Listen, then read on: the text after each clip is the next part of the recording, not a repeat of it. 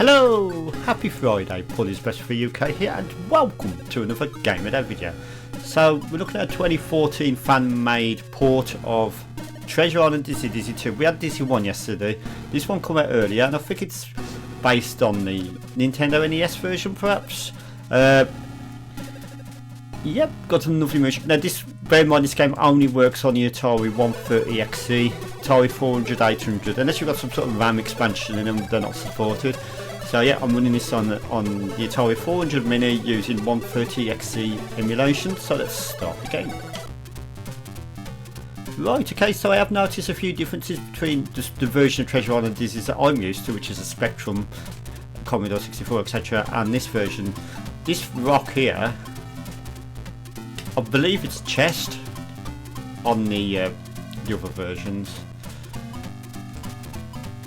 So start off with the beach, just like on the other games. Got the inventory system there. Put the rock down, of course. Yep, it works the same way as the chest does. Don't know why they changed that for.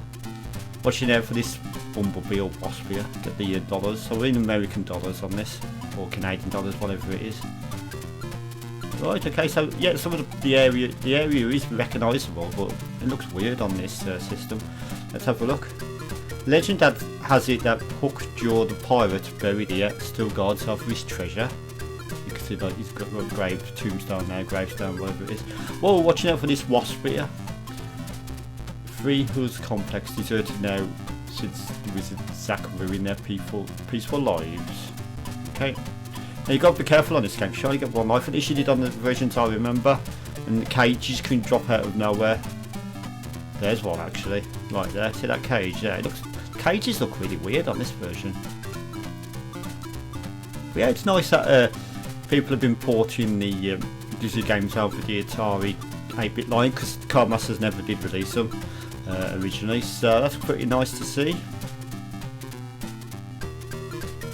Right, let's avoid that cage here, because it will kill you.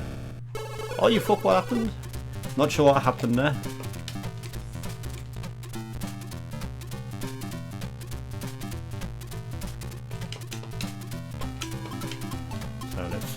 Jump up.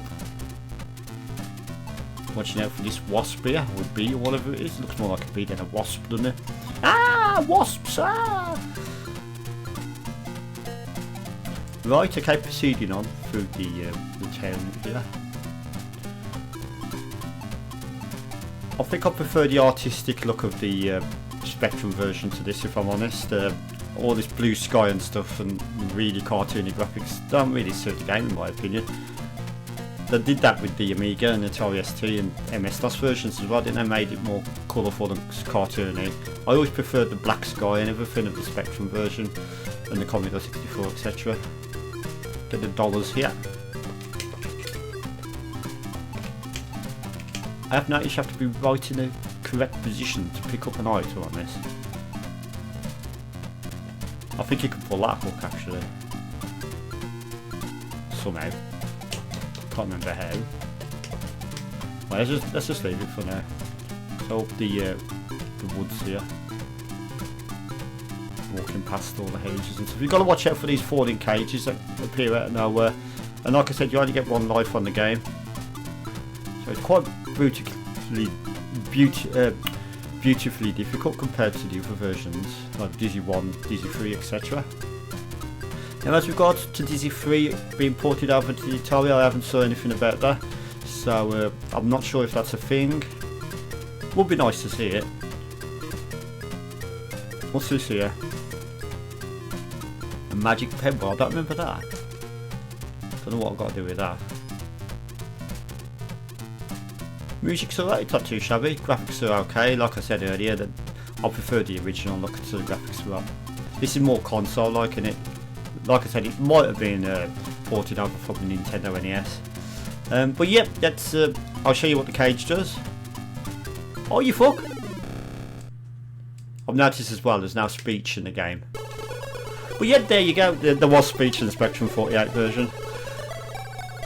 So yeah, that's Treausre and Dizzy on the Atari 130XE. It's a nice little port there that they've done. They've tried to get the Dizzy game on the Atari back in 2014, and yeah, it works just fine on the Atari 400 Mini.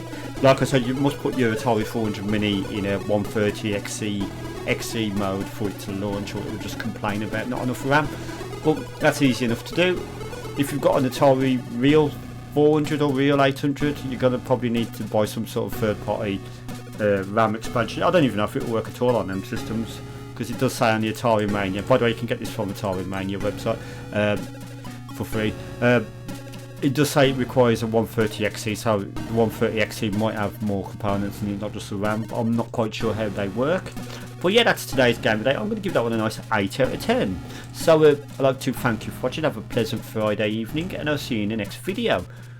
And if you've got any game suggestions for Atari 8-bit line, let me know in the comments, or send me an email, paulisbestforuk@gmail.com, and I'll try and facilitate them. Bye!